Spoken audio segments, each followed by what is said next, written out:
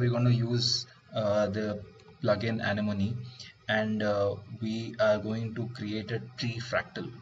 So a tree fractal is something that kind of self-repeats, and it's not something like an array or a series of numbers that you sort of repeat.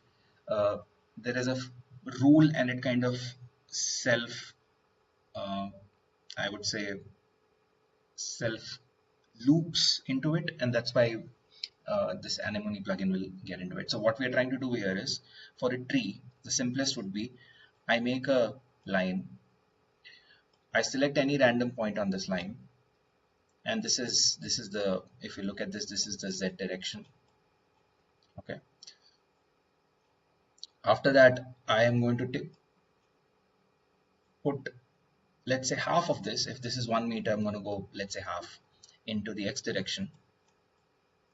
And then I'm going to again put a point. Okay.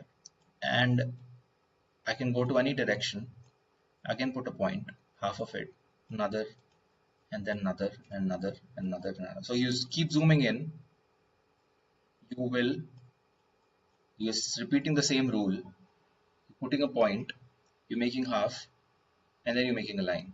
And you're putting a point, making it half, and making a line, right? So this sort of self repeats. What we're going to do is, instead of making this 90-degree, we're going to make a line, make it at some angle, and make it some other angle, and the length is going to be some proportion of this. So let's say this is 100%, this can be 70%, this could be 70% of that, this is going to be 70% of that, and the angle is going to be also of the previous one, right?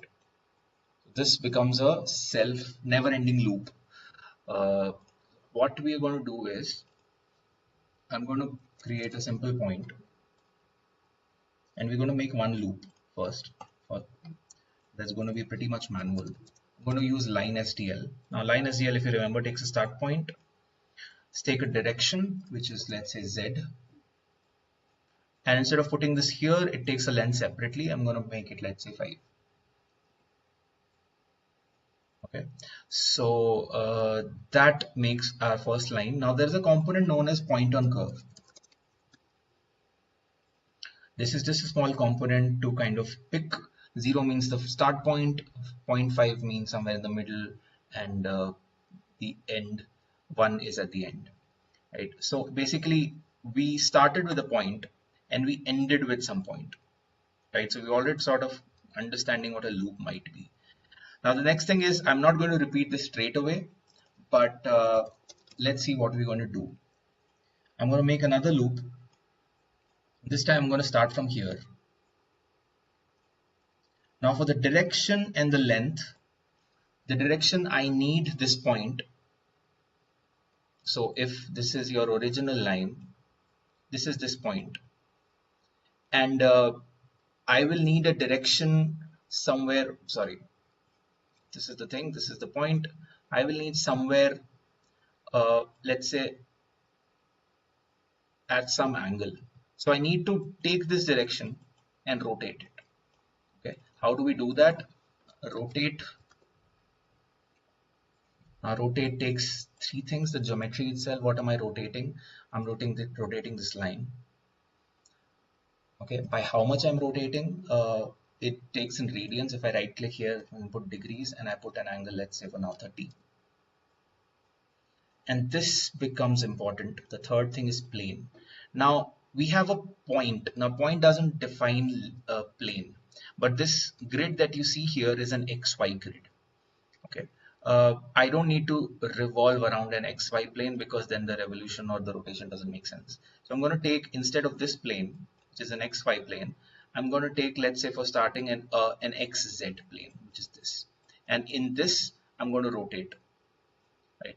So the plane is defined by a point, and which is acts as an origin, and the plane itself, right? The origin is going to be this, because I want my plane here,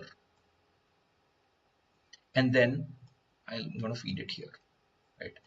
And once I do that, mind you, this is giving me only the direction. You can see the direction is somewhere right like this is 30 degrees. If I increase that, it's rotating in that XY plane.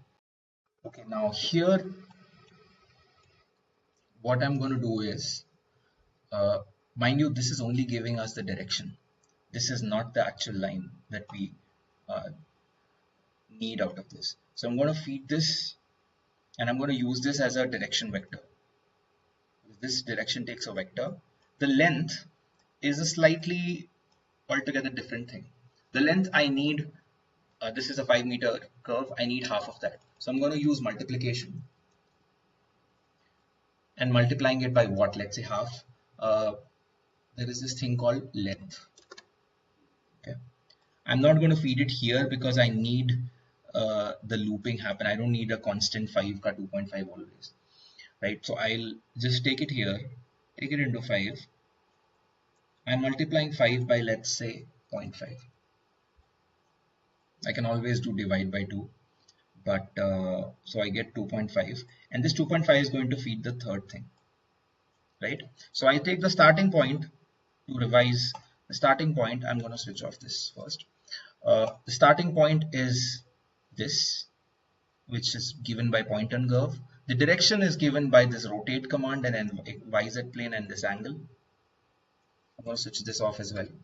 I don't need to see this. And multiplication gives me the length actually, which is a fraction of the original length, right? So I have this curve. And so if you remember, we started with a point, then we made a line. I'm going to delete this.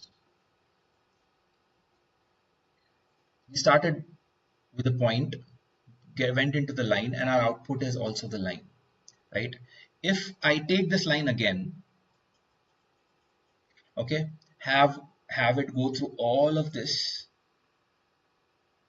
and feed it to the line again, right? This is the loop that we want to make it. Okay, so the output here, if you look at it, goes into the point on curve. It goes into, actually this I don't need. This is the second thing I don't need. Actually, it's not even connecting. Sorry. Yeah. So this goes into point and curve. This goes into geometry, and this goes into the length, right?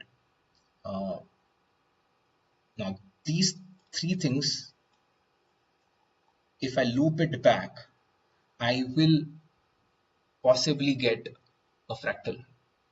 Okay, so how am I going to do that? I'm going to go into all of these plugins. Sometimes we have letters, sometimes we have the symbols. If you go to A, you'll have Anemone, and you have multiple panels there.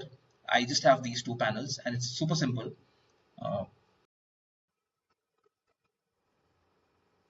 so I'm just going to use the two panels available in the utility tab, the loop start, and somewhere here the loop end. Okay, let's see what we need to do here. We need to connect this straight away. This is a no-brainer. Just connect the loop start with the loop end. We need data. The data is going to be this. We need count, which means iterations. I'm going to start with 2 iterations because it it goes very heavy on your computer very fast. The trigger is a button. It's almost like a refresh button. If you change any value, any number of iterations, any angle, anything, you need to come back and kind of do it here. So this is that. And a counter just tells us how many iterations. Sometimes we don't really need the counter for 2 iterations, but if I have 100 iterations, it just, you can see it running. So this is that. The data in is going to go here. The data out is going to go here, here, and here. Okay, this one. And these three, I don't need to actually connect it to all three. I just need to connect it to this thing. So what is happening is, this is going here, going back to the loop. Data is coming here. I'll just hold shift, the rotate geometry, and the curve length. So what's happening is, first we're making a line. It is going through its first iteration, going back, and then kind of looping it 2 times. So let's see what happens. You can already see that we have 2 loops. Okay, and if let's make it to 3, I can just refresh and see what's happening. Okay, let's make it 5. I would advise you to not go crazy because sometimes computer just goes, uh, it hangs. I can change any line here. You can see it kind of being erratic, but that's okay. You can always refresh it. And this is what a fractal actually is. Okay. I can change the angle. I can change this also. How much the new line is smaller than the first line. So I'm putting it at 90%. So this is what it is, right? And I can go crazy with the number. This becomes a fractal. Uh, so yeah, have fun making this. This is a very, very important fragment in important uh, aspect in mathematics and graphics. And what you can do is this part that you see, this whole thing you can repeat with one more loop, taking it here. You can take this out and you can maybe try this whole thing, copy paste, and instead of xz, you also do one with yz. So it's going to rotate in this direction and it's also going to rotate in this direction. So it's kind of going to go crazy, up to you, but first actually do this, and should be very interesting, the results that you're getting. You can of course bake it, make a pipe at the end, but yeah, have fun.